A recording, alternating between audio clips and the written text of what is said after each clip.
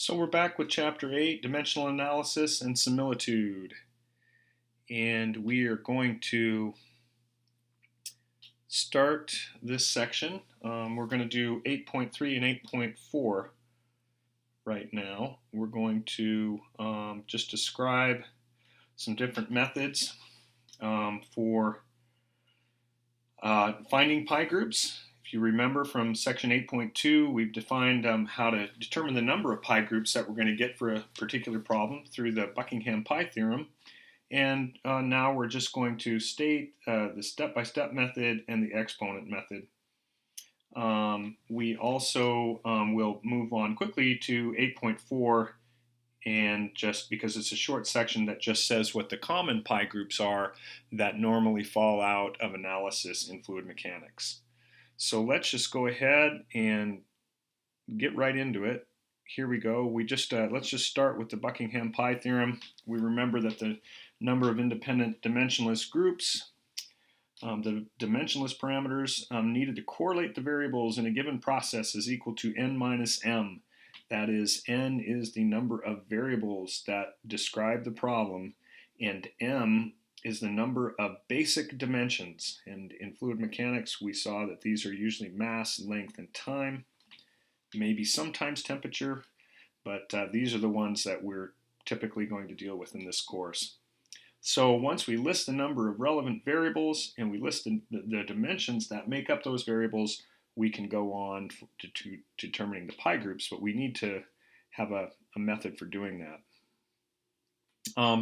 So typically what you'll see is an equation like this that, or you will have to describe the variable of interest, like maybe it's the force or the shear stress or perhaps pressure, as a function of the relevant variables of the problem. This is something that the user or the engineer has to do, and then you can go through these methods for determining what the dimensionless numbers are, the so-called pi groups. So there are a couple of ways to do this. I particularly believe I'm just going to skip forward right now and show you that here's, if you look down in the lower right here, this is from a method called the repeating variables method from another textbook. I believe this is the superior way to do this, but for completeness, I'm just going to state the step-by-step method and the exponent method, which are described in Elger's book, and then I'll show you how this is different in how the repeating variables method is different. So in the step-by-step method, we basically identify the significant dimensions that we're interested in, and look at the primary dimensions of each of those variables, and then we subtract the two. Remember that this is n, and the primary dimensions are m, and so we get n minus m pi groups, and then we're going to have to apply. We basically apply the Buckingham pi theorem to find the number of pi groups. We set up a table with a number of rows equaling the number of dimensions and number of columns equal to the basic dimensions plus 1. And we list all the dimensional variables, and we select a dimension to be eliminated. This is going to be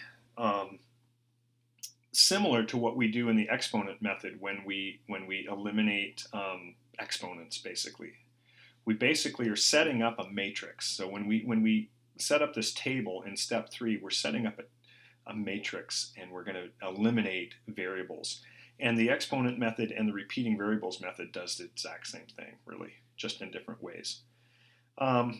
So then we just go through this process of eliminating dimensions until the end when we've had them all eliminated. And so for this particular problem, which was done in class, we have it is asked what are the 3 significant dimensional variables for, or there are 3 significant dimensional variables for a body following the velocity, gravity, and h, and find the pi groups. And so we did this. And this was the table that was built for the step-by-step method, where we have listed the variables v, g, and h and their dimensions, and then we went through this period where we eliminated h, Actually, we eliminated L from the others by dividing both V and G by H. Of course, when you divide H by H, you're eliminating that particular variable. This is very similar to Gaussian elimination in linear algebra, in fact. And then the way that we got rid of the this variable was actually to multiply by H over the square root of H over G, and we combined that with this variable to eliminate this one. And in fact, when we did that, the variables canceled, and we're left with a dimensionless number. So that's how the step-by-step method works. I will also draw your attention to the demystifying dimensional analysis set of notes that I posted for you to look at that give an example of this. So the other method is the exponent method, and in fact this method is also described in my demystifying dimensional analysis handout that's available, and this is really the same thing.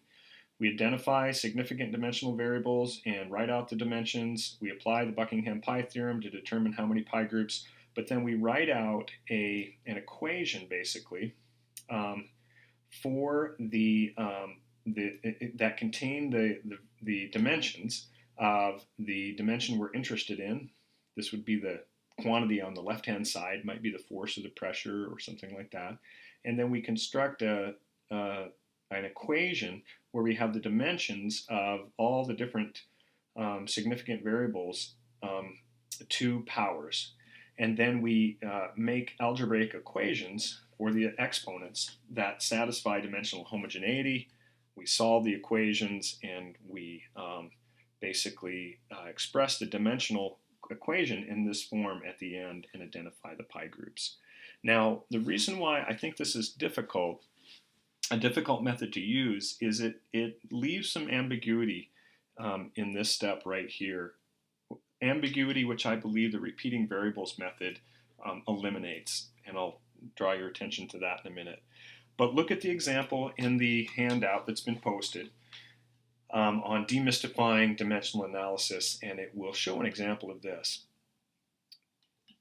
This particular example is for a sphere, and the drag on a sphere, F sub d, in a flowing fluid is a function of the velocity, the density, the fluid viscosity, and the diameter. And we're asked to find the pi groups using the exponent method. And so this example was done in the notes that I posted. So have a look at that. Now the final method is the repeating variables method. I realize that this is a little hard to read, but here is the method, the repeating variables method. And let's just read through this carefully. It's a little difficult to see, but we list all the variables that are included in the problem. This is similar to what we've done before. We express each of the variables in terms of its basic dimensions, just as we did in the other two methods. We determine the required number of pi groups. Now, step 4, which I'll get back to in a minute, is a very important step. It's selecting a number of repeating variables where the number required is equal to the number of reference dimensions. That is, if we have 1, 2, or 3 dimensions that we determine in step 2, we're going to have to choose 1, 2, or 3 repeating variables to use. And we use these repeatedly. That's why they're called repeating variables. We use them repeatedly to, as is shown in my handout, demystifying dimensional analysis. We use them repeatedly to determine our pi groups.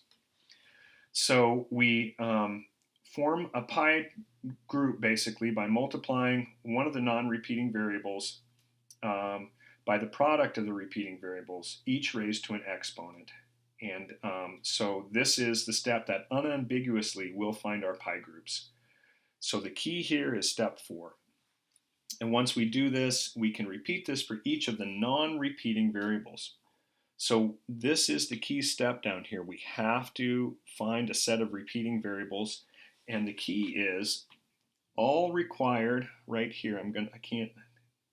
use the pencil anymore because I'll probably cover it up, but all of the required reference dimensions must be included within the group of repeating variables. So if we have mass, length, and time, the repeating variables must also contain those dimensions. Not all, each variable doesn't have to have them, but the collection of variables must have them.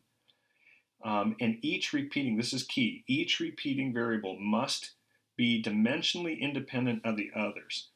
The dimensions of one repeating variable cannot be reproduced by some combination of products of powers of the remaining repeating variables. That is important. So they basically have to be independent.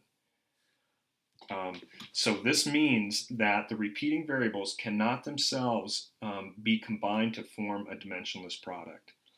So if that's true, then, and that's usually pretty easy to do, because normally what you try to do is you try to choose your repeating variables to have simple dimensions, like the diameter is just the length, or the velocity is length over time. These are not very complicated dimensionally. So you're looking for simple variables, or simple variables with simple dimensions to use for your repeating variables. And then you just go through the process similarly to the exponent method to solve these equations, basically, to get the pi groups. And again, my write-up called Demystifying Dimensional Analysis gives an example, a nice example of the method of repeating variables that in fact solves this problem identically to the exponent method. So again, this is the important part. The important section is selecting the number of repeating variables. And again, now I can underline these. All the required dimensions must be included within the group of repeating variables, and each variable must be dimensionally independent of the others. They cannot depend on each other or be formed by a combination of each other.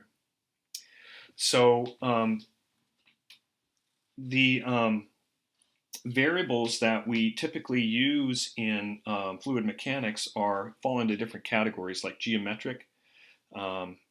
We have length, diameter, and width. These would, as a collection, these would not be good repeating variables, because you couldn't use these, because these all depend. They all have the same. They all have the same dimension, and so they could be used dimensionally to combine each other, to make each other. Dynamic variables are velocity, force or resistance, or pressure, and acceleration due to gravity. These are all things that are dynamic. And then properties. This is very important. We've got the density, the viscosity. Sometimes we have the elasticity or the surface tension or other things. But these just can be grouped into these three ideas, these three categories of fluid properties. And then again, we would have to, for our given problem, we would have to select, if we had, say, force or pressure or shear stress over here, we would have to choose what the relevant parameters are out of this long set of parameters. And so we would be choosing some subset of these to do the dimensional analysis. And then we could use the step-by-step, the exponent, or the repeating variables method for determining the pi groups. So in summary, dimensional homogeneity states that every term in an equation must be dimensionally the same when expressed in terms of fundamental units. So if you have a force equation, each term in that equation must have the units of force. We can reduce fluid mechanical variables into fundamental dimensions: mass, length, and time. And dimensional analysis can help us determine laws from empirical experimental results. Remember, we can use these pi groups to create simple situations that we can do in the lab and save us time and money. So the final thing that I wanted to say is go over the pi group, the common pi groups. And these just have the common variables that we see in fluids listed here with their dimensions. Again, remember, the square brackets around a variable states that it's equal to it's the dimensions of V, the dimensions of density, and so forth.